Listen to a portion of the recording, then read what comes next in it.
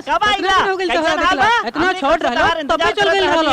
इतना और छोड़ घर लौटे के खबर हम ही सबसे गांव के देनी है। एकरो के हम ही बतौले बानी। और इतना दिन हो गइल बा बाकी तोर पसंद अब बढ़िया निकला। मछली भात रहू फ्राई चिकन मसाला मटन बिरयानी जब तोहरा मन करे हमें लाए के कह दियो। और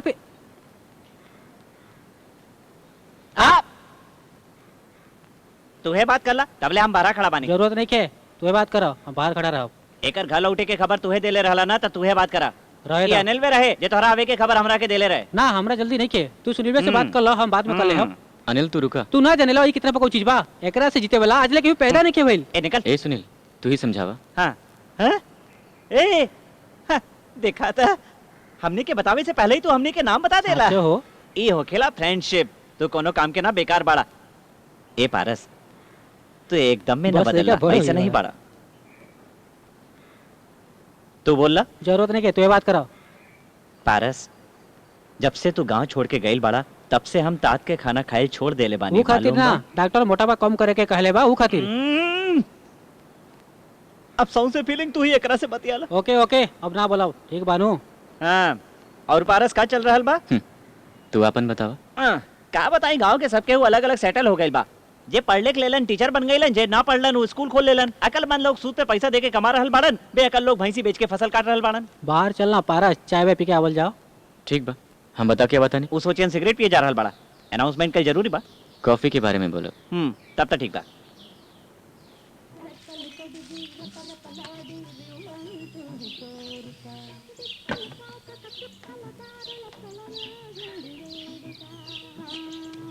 दाल एकदम फेंका हुआ। ए गिलास के पानी फेंक के मैं दाल भर के दे दे बबू इनका के। बहुत दिन के बाद है जा रहल। कहूं बाहर रहल का?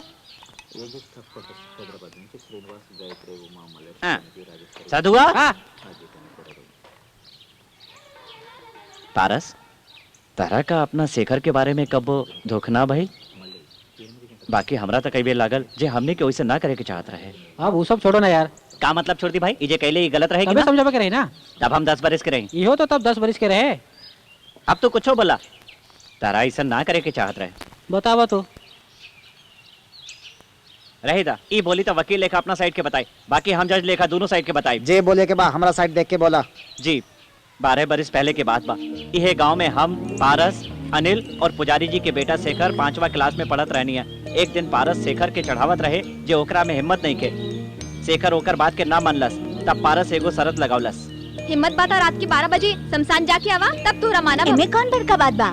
ठीक बात है दोपहरी में हमनी वही जा 4 गो नींबू रख के आई सब। तू रात के जाके चारों ले आई। हाँ हम ले आई नो। हमने के मना कैला के बाद भी रात के पारस शेखर के घर जाके ओकरा के उठावलस। वो राती के शेखर अकेला ही श्मशान के भीतर गईलस। हमने के राखल जगह ही से 3 गो नींबू तो उठा लेलस। बाकी चौथा निकालत समय ओकरा बुझाइल जे केहू ओकरा के पीछे से खींचता और ओके भूत समझ के ओकर दिल वही जे बंद हो गई। सुबह लोग आके देखलस तो वो एगो पेड़ के टहनी रहा। असल में डरे भूत होखेला। पारस के देवा बेचारा पंडित जी अबही ले उ दुख से बाहर ना आ पाइल बाड़न। शेखर के बहिन शारदा के तबीयत खराब रहत रहे। चेक करवैला पे ओकर दिल में छेद निकलल। ऑपरेशन खातिर 2 लाख के खर्चा बतावेले। शर्मा जी तो सब केहू खातिर भगवान से पूजा करेले। बाकी भगवान जी तो बिना प्रसाद के ना माने ले ना।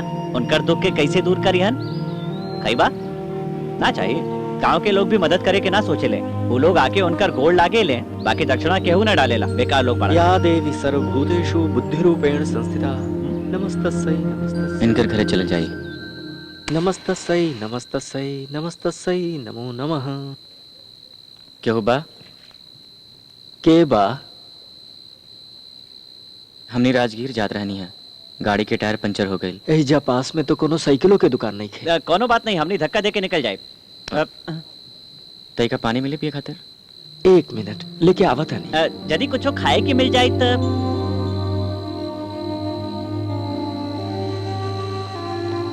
हमने हेल्प करे आयल बानी खाए खातिर ना।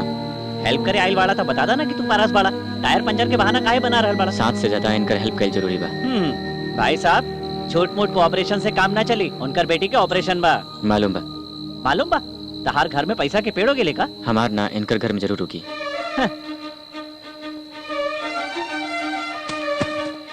क्या रहलू? रुपया रहल? कितना? 3 लाख। 3 लाख रहल कम पड़ेगा। तो राइसन बुझाता गेंदा फूल के पौधा पर तो 3 लाख डालना, गुलाब के पौधा होके तो 5 लाख डालता का। घर में और कुछ न रहल, सुबह भगवान खातिर प्रसाद बनल रहे हुए बा। प्रसाद बा इतना बढ़िया चीज बा और रहुआ कहता नहीं घर में कुछ नहीं क्या और मिली का। वो रास्ता में खाए खातिर कहानी। कोनो बात ना बेटा, ले ला। थैंक्स। कोनो बात ना बेटा, चला। 1 मिनट, ई मत सोचब जे हम यही जा कुछ खा के अनाप शनाप बक रहल बानी। एगो बात बोली पंडित जी। बोला बहू। चाची जी के रोज तुलसी जी के पूजा करे के कहीं। वो तो करे ली बहू। ऐसे ना पंडित जी, ई वाला फूल से पूजा करे के कहीं। लक्ष्मी जी तांडव मचा दी हल जा और उहे हाथन से ई पौधा सबके नीचे बढ़िया से सफाई करवाई। वही जा बहुते कचरा जम गइल बा। और ही एगो बात, पौधवा के निचवा ध्यान देवे के कहा। हाँ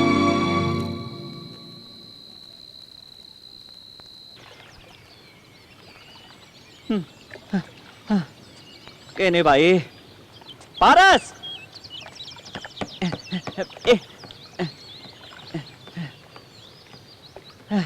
मालूम बा पारस, राती खानी पुजारी जी के घरे राम जी और हनुमान जी पहुंचले रहले। के रहले समझला? हमनिए रही बिन सीताराम बिन पूछ हनुमान। 3 लाख होके तो 6 महीना ले जुआ खेल सकतानी और दारू पी सकतानी, बाकी पंडित जी के पास जा सकतानी। ये बात तोहरे से पता चलल है यार। बोलत काहे नहीं के? भगवान चुप ना रहेले। हम भगवान नहीं खी, हम तो तहरा जैसन इंसानों नहीं खी। चला ही तना कहला कि तू पारस नहीं खा। हाँ, हम पारस नहीं खी। माने?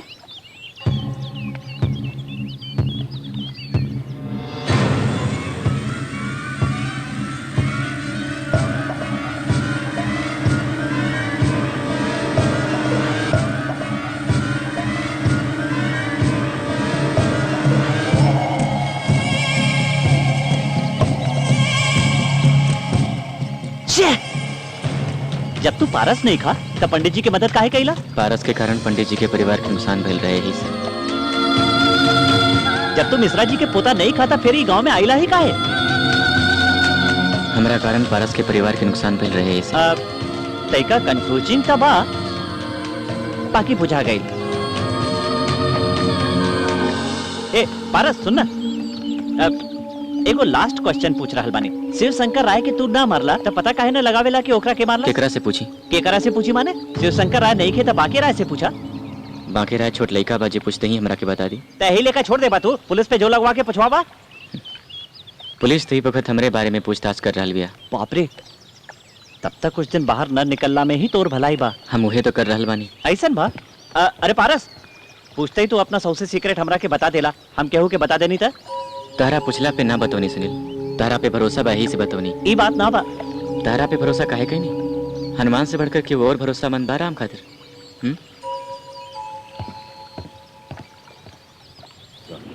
राज्य का भावी मुख्यमंत्री, लाखों लोगों की जमघट, 200 TV channel, Z category security, 20 KG का तुपाकी, 2 केजी का सिर, ट्रिगर दबते ही बूम।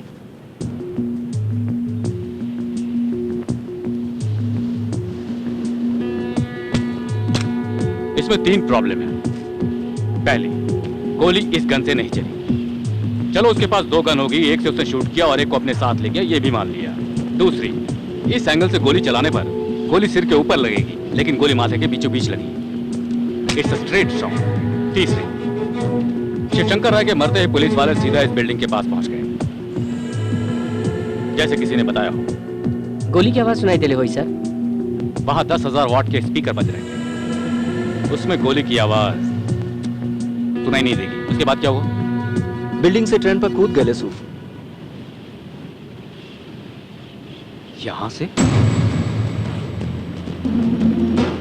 ओलंपिक में गया होता तो गोल्ड मेडल लेकर आता।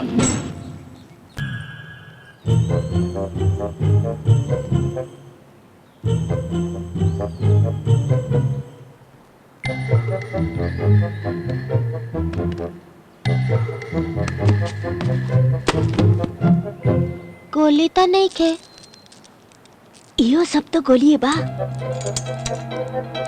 नाना झूठ गइलन। अरे बाप रे, कौना चीज से खेले के चाहे, कौना से ना, दिमाग नहीं की तो नहीं के।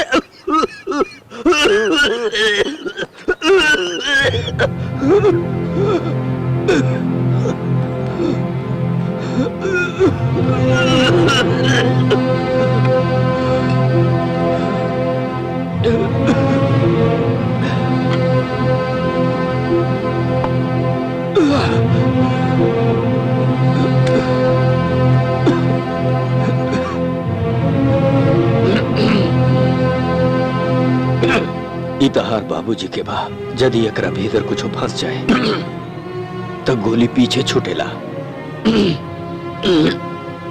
हर गर्मी के मौसम में वो जंगल में शिकार खातिर जात रहे। वो बेर शायद नौकर गन साफ कईल भुला गईल रहे। गन में एगो कंकड़ रह गईल रहे। अतना छोट लेकिन जैसे खेले लेना वो है गोली जितना।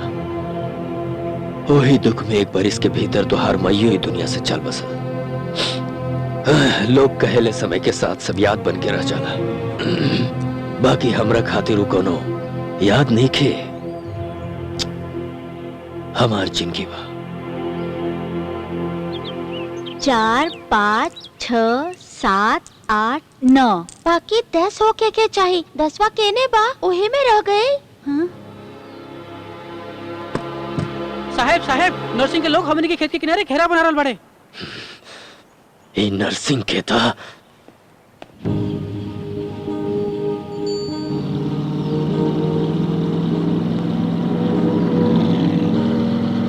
के बाबू वो नरसिंह गुप्ता बा।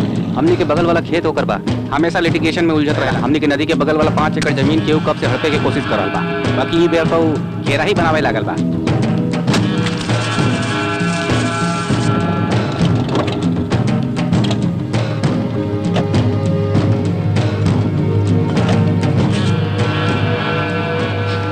नरसिंह ये काबा घेरा अंग्रेजी में एक फेंसिंग कहल जाला।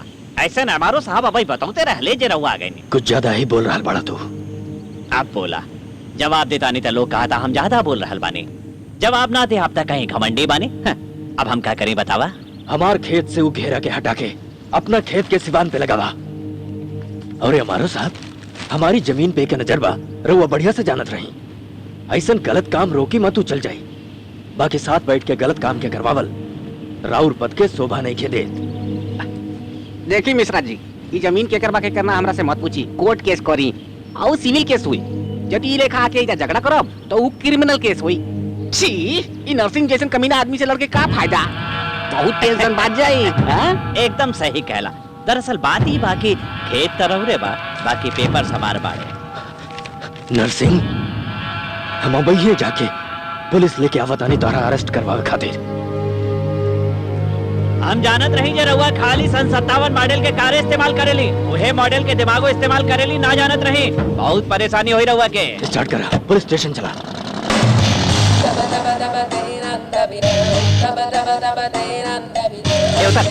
का परस कोनो झगड़ा भइल का? नरसिंह हमनी के खेत में फेंसिंग डाल रहल बा। अरे अनजाने में डाल देले होई बाद में निकलवा दी। एक बार बात करके आवता नहीं। अब वो काहेला बात करे जाता जाए तो ना। वो नरसिंह से एक बात कर ठीक होई। काहे तू कोनो बुड़का तो पागा।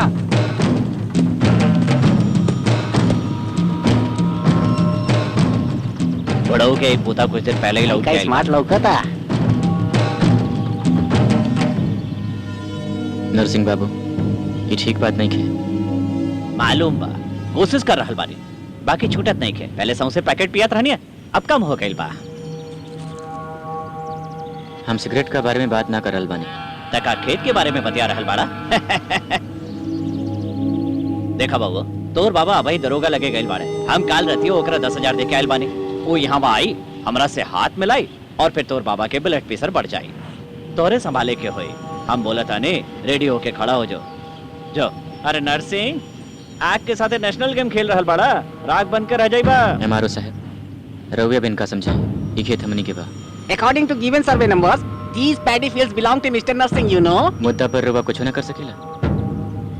कुछ भी ना कर सकेला। ये लड़का भाई नया आयल बानू गांव में। I see. अरे बाप रे बाप। ऐसा मत करो। देखा तू जबरदस्ती से ब्लॉक कर सकेला। इसे बंद करो। रुक जाओ। ऐसा मत करो। फिर पूछता नहीं रउआ कुछ कर सकेला का। अब हम जे करे वाला बानी वो देखे के बातें ही चारों की ना तो जा सकेली।